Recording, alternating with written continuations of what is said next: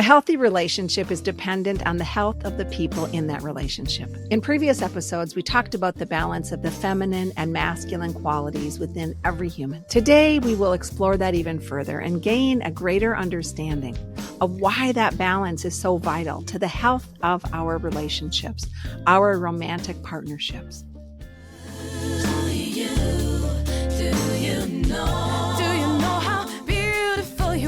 Many of us spend a lot of time blaming others for the dissatisfaction in our relationships, and I'm talking our romantic partnerships. Think about the last time your partner upset you. Where did your mind go? Oh, he did it again. God, I hate it when she does that. She never listens. He always defers to me. I always have to make the decisions. He does what he wants and doesn't include me in how that affects me. They drive me crazy when they leave their clothes all over. There are so many things, of course, we can find in our life to complain about. And there are so many things that we can choose to shift out of that energy. When we are saying too much, my spouse does this, my partner that, and we're finding ourselves complaining daily, regularly to people or even in our head. We can do that for years without looking at the truth, looking at the whole picture, looking at our part in it. A friend of one of my sisters, they'd been married a long time. She unexpectedly died. It was a shock, and her partner is heartbroken. Think about that. Think about that. If you love your partner, yet we do so much time complaining, and then all of a sudden they're gone. I'm not saying they complained. I don't even know them. But my point is, at any moment, we could lose that person we love. So it is so important to understand it is easy, we think, to complain. But is it actually ever going to help? And it becomes so disempowering. It disempowers ourselves, and it absolutely disempowers the beauty of the relationship. Why stay in it if we're just going to keep complaining? Why do I keep blaming instead of repairing what I can? Instead of learning how to deal with it, what if there's something I can do? Some way I can shift my belief? What if there's something I can learn about my partner or understand? Or something within myself? Is there something I can look at within me? It does seem so much easier to place blame on our partner. We feel it takes less work to let the other do their work, and we don't have to. We just get to stay how we are. However, it is not easier. It is never easy to watch someone change, and we don't. Why? Because they might outgrow us. They may say, wow, I have really changed, and this isn't working for me anymore. Change together. Do your work. We all should be doing our work. And that word should, yes. It would really make our lives a whole lot easier if we would look at the aspects of ourselves that are getting in the way of being happy with the person we are with. And it can be hard to identify our shadow parts, the habits, beliefs, actions. They might be hurting us. They might be hurting the relationship we so desire to improve, which is underneath all of that blanket of complaining. And believe it or not, each of the two people in that relationship has a part of the whole. To continue the journey of waking up, it is vital to understand what are we doing, what are we adding. So today we're going to explore the archetypal language of the masculine and feminine parts of selves, where we're in balance in those aspects, how that helps or hurts our relationship, the understanding of being in our head and heart, and then that balanced state of giving and receiving, the balance of doing and being, and how equal it is in our partnership. And then taking that a step further and learning to discuss that with our partner. So we can see where we're spending time, and we can see where we're wasting time. Is this of value? What I'm thinking and talking and complaining, is this of value to me? And is it time for me to shift out of it? This is a topic that is huge and vast and infinite. We can't do that. So we'll just cover some of it today because we like to keep this drive time. My belief is if we choose to start looking at the divine feminine, the divine masculine within each one of us, we will find a healthier, more loving self. We will be happier. And that makes room for a healthier viewpoint of our partnership, because truly every partnership affects every other part of our life. Think of the last time you were upset with your partner and then you drove to work and you were angry at your coworkers, or you're the boss and you're angry at your staff, or you had a bad time driving because you just couldn't get your mind off of what you were angry about at your partner. It affects every aspect of our life because it's a big component of our life. And I just use the word divine feminine and divine masculine. I might say those today. I might say just feminine and masculine. Just know, to me, there is a difference, and yet it's all one and the same. Because, as you may have now realized, my work in this lifetime is to bring a greater understanding to the journey of our soul as we navigate life in this human form. In my belief, our soul growth is vital to how we also navigate relationships and why we choose what we choose. To live to my highest potential, may I understand that I'm part of a greater good, a divine purpose. So I may strive for my beliefs, thoughts, and actions to be in alignment with that higher purpose. And that includes how I behave and feel and think in my relationship with my partner. And that is why we use the words divine, because it is also the partnership I have with my soul. I want to give you a quick example of masculine, feminine, and we'll talk a little more about it. But think of this. When a puppy is running around, and sometimes that puppy gravitates towards that person in the room that's calm because now they're tired. So they'll go sit by the calm person who might just gently stroke them or let them cuddle up next to them. That's the divine feminine aspect of ourselves.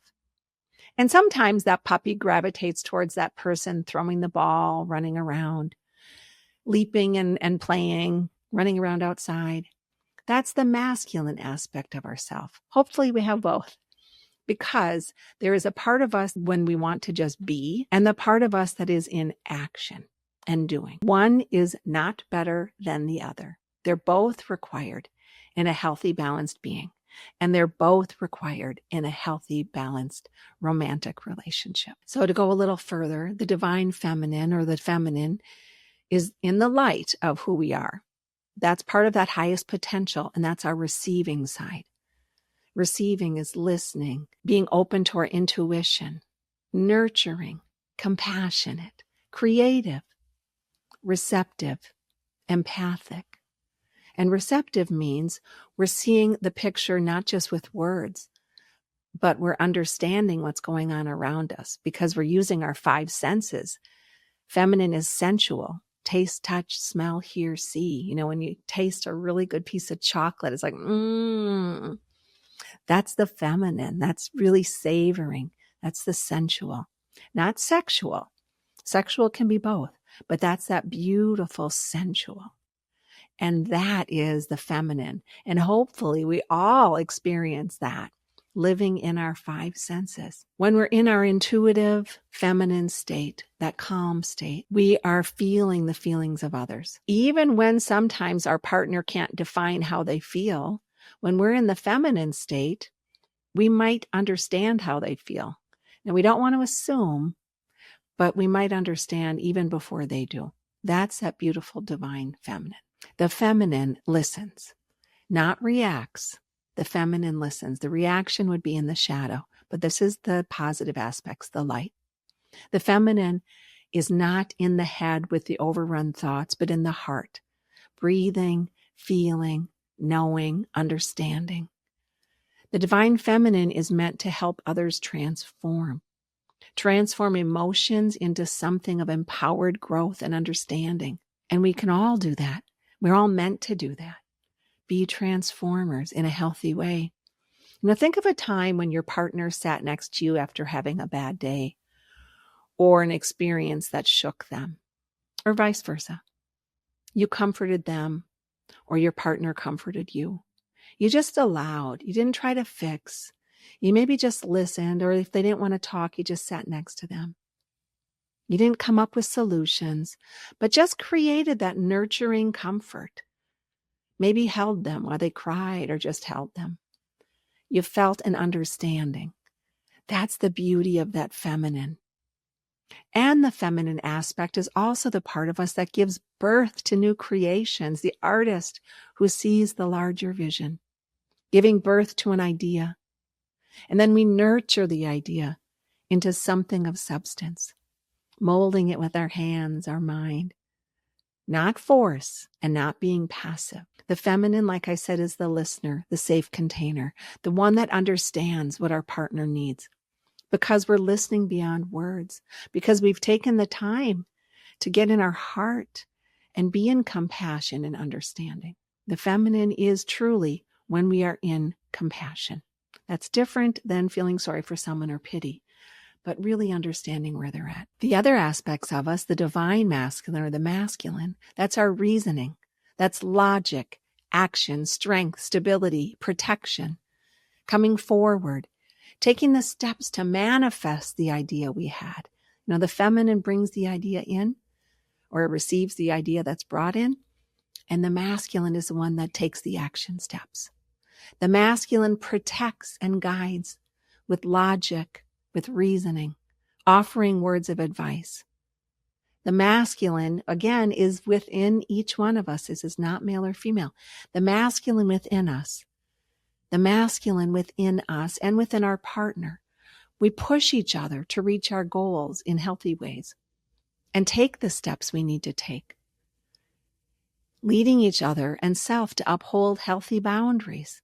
This is all part that resides within our body, in our head, the logical part of ourselves. You know, sometimes when we just have had a hard day and we have something else we need to do or somewhere we need to go, or really we want to go, but we're too tired. A healthy partnership, that partner might say, you know, take a minute, stretch your legs, and then decide, do you really want to miss it? Because that's, again, pushing somebody in a healthy way, not force.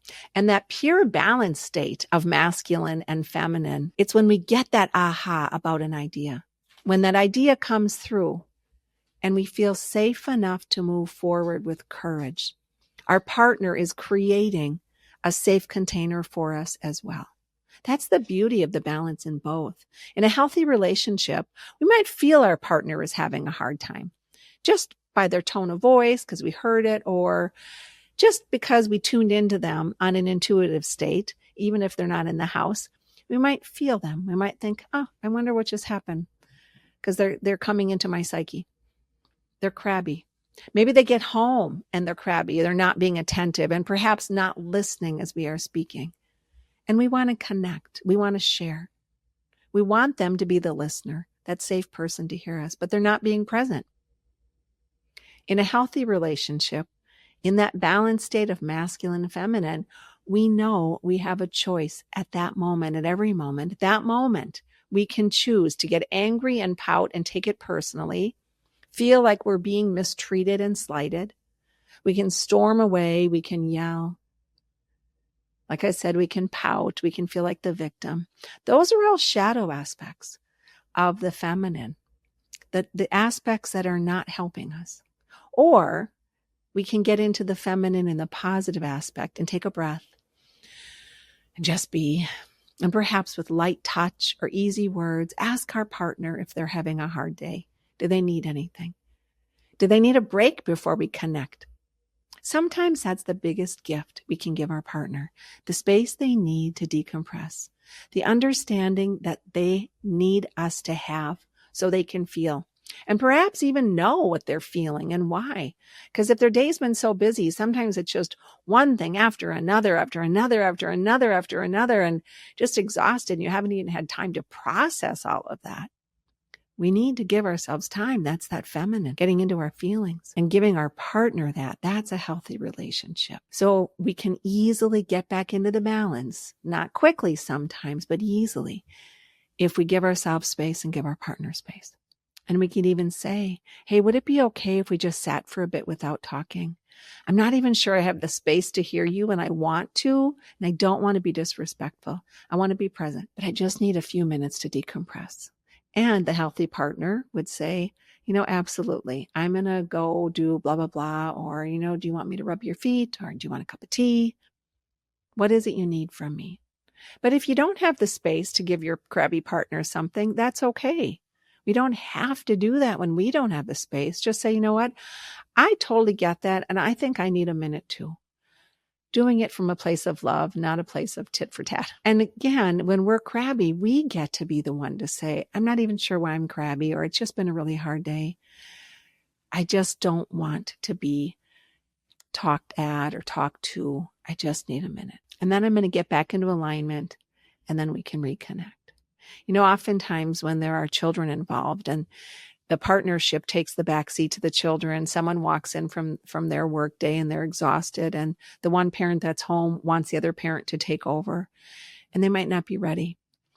Those are conversations to have. How much time do we need? Are we being equal in our time? Because in a balanced state, we're checking in with each other on that because we are both giving and receiving. Or in a balanced state, when someone, our partner, really wants to give up on something, we could let them vent. We could hear the discouragement and then ask them a few wonder questions, prompting them to go beyond the surface, encouraging them to wait to make a decision, to just let them honor themselves and not react from a place of big emotion. That is when we are in a healthy, balanced state in our partnership. Well, how do we know when we're off? When we are lacking the positive aspects of the feminine, that would be when we're not understanding or working in a healthy way with our emotions. Imbalance in the divine feminine. We are either suppressing, holding our emotions back, or being too big with our emotions. When we're not allowing ourselves to grow in, have time with, and the time doesn't have to take all day. Sometimes if I've had a hard day, I'll take my car ride home and just check in with what was all that about? What do I need to do for me right now so I can feel more connected, more in alignment? It doesn't have to take all day. Sometimes it might. But we want to be able to give someone and ourselves that time. Connecting with our intuition, connecting with our emotions, so we don't become numb or detached or over emotional or dramatic. That's because we're tired. We haven't processed properly. We might become overly dramatic in our reaction to our partner.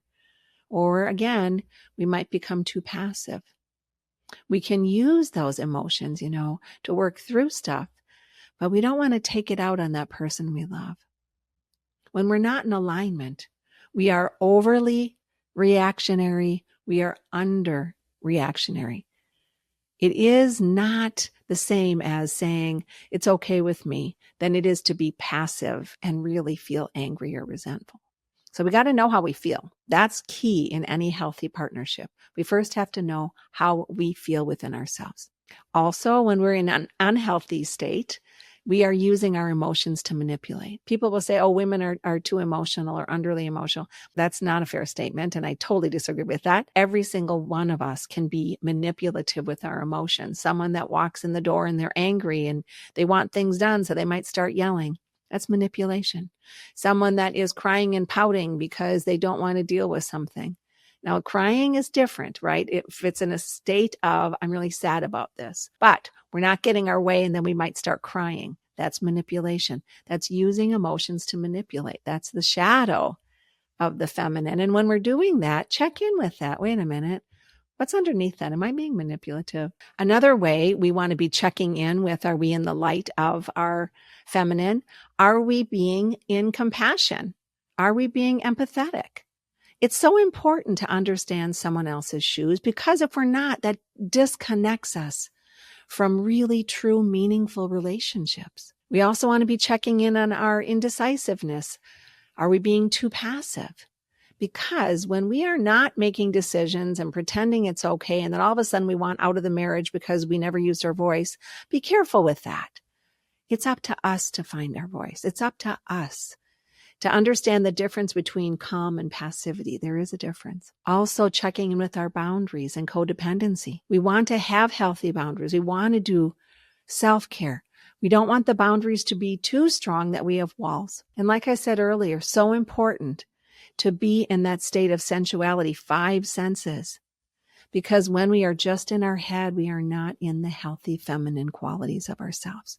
Play, creativity, touch, those are important pieces. So how do we know we're lacking the masculine traits, the positive? Excessive control. When we are trying to be too controlling, We are in the shadow aspect. When we want to manipulate, of course. When we want to control by doing too much and not delegating anything. When we're holding our emotions or not allowing ourselves to be vulnerable. We say we don't care, like I said before, but we're in our head and we are caring and we are mad because our partner isn't helping.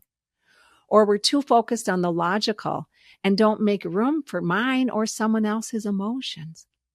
It's so important to know there's a difference between think and feel, and to understand we have both and to balance both.